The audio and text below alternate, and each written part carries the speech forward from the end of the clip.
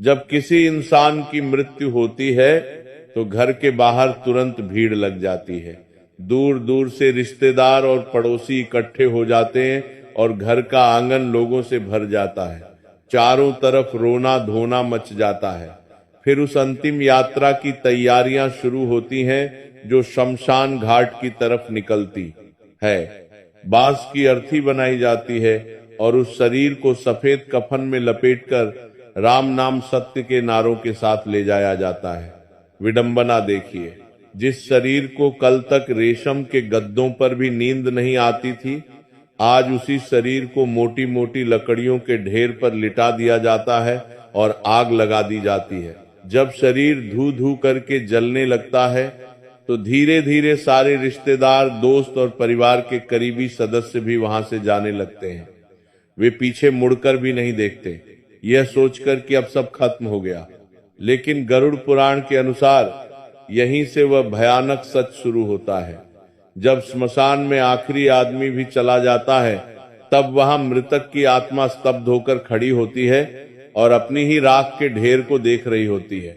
वह सोचती है कि जिस शरीर को उसने पूरी जिंदगी इतने प्यार से संवारा, वह अब सिर्फ एक मुट्ठी राख रह गया है। गरुड़ पुराण कहता है कि दाह संस्कार के बाद का 1 घंटा आत्मा के लिए सबसे अधिक कष्टदायी होता है। यह वह समय है जब आत्मा को पहली बार एहसास होता है कि अब वह इस भौतिक दुनिया का हिस्सा नहीं रही। जब तक शरीर पूरी तरह नहीं जल जाता, आत्मा के मन में एक गहरा मोह बना रहता है। वह बार बार उस जलते हुए शरीर में प्रवेश करने की कोशिश करती है, लेकिन यमदूतों का अदृश्य पास उसे वापस धकेल देता है। फिर आता है वह पल जिसे कपाल क्रिया कहते हैं, जब जलते हुए शव के सिर को फोड़ा जाता है। यह वह अंतिम पल है जब आत्मा का शरीर से आखिरी बंधन टूट जाता है। जब परिवार के लोग वहां से लौटने लगते हैं तो आत्मा घबरा जाती है। वह चिल्लाती है, रुको, मुझे अकेला मत छोड़ो, लेकिन उसकी आवाज किसी को सुनाई नहीं देती। शास्त्रों में नियम है कि शमशान से लौटते वक्त पीछे मुड़कर नहीं देखना चाहिए, ताकि आत्मा मोहवश पीछे ना आए। उस 1 घंटे में आत्मा को शमशान में मौजूद दूसरी भटकती हुई रूहें, भूत और पिशाच दिखाई देने लगते हैं। वह डर के मारे कांपने लगती है। यमदूत उसे जानबूझकर अकेला छोड़ देते हैं ताकि वह देख सके कि जिस धन, दौलत और शरीर पर उसे घमंड था, उसकी असली हैसियत क्या है।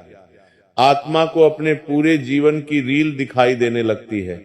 उसने कब किसका दिल दुखाया, किसका हक मारा, वह सब उसे साफ साफ दिखने लगता है। आत्मा को बहुत तेज प्यास और भूख लगती है, लेकिन सूक्ष्म शरीर होने के कारण वह एक बूंद पानी भी नहीं पी सकती। उसे गहरा पछतावा होता है कि काश उसने जीवन में कुछ पुण्य किया होता। गरुड़ पुराण के अनुसार जो व्यक्ति भगवान का नाम लेता है और गरीबों की मदद करता है, उसे मृत्यु के बाद यमदूत नहीं बल्कि भगवान के दिव्य पार्षद लेने आते हैं। अंत में यह संदेश दिया गया है कि मृत्यु जीवन का अटल सत्य है, लेकिन हमारे कर्म उससे भी बड़ा सच है। श्मशान में हमारे साथ सिर्फ हमारे अच्छे और बुरे कर्म ही जाते हैं। इसलिए जब तक सांसें चल रही हैं, शुभ कर्म करें, दान करें और भगवान का स्मरण करें। तो दोस्तों, आज की इस चर्चा से हमें यह सीख मिलती है कि यह जीवन एक किराए का घर है और हम सब यहाँ केवल मुसाफिर हैं। अंत में हमारे साथ न यह शरीर जाएगा, न हमारी धन दौलत और न ही हमारे ऊंचे पद। अगर कुछ साथ जाएगा तो वो है हमारे शुभ कर्म और ईश्वर का नाम। उम्मीद है कि आज की इस जानकारी ने आपके जीवन को देखने का नजरिया थोड़ा बदला होगा। अगर आपको यह वीडियो प्रेरणादायक लगा हो तो इसे अपने मित्रों और परिवार के साथ जरूर शेयर करें, ताकि वे भी इस सत्य से अवगत हो सकें। ऐसे ही और गहरे आध्यात्मिक ज्ञान, गरुड़ पुराण की कथाओं और प्रेमानंद जी महाराज के वचनों को सुनने के लिए हमारे चैनल को सब्सक्राइब करके बेल आइकन जरूर दबाएं। जाने से पहले अपने पितरों की शांति के लिए और प्रभु की कृपा पाने के लिए कमेंट बॉक्स में पूरी श्रद्धा के साथ राधे राधे जरूर लिखें।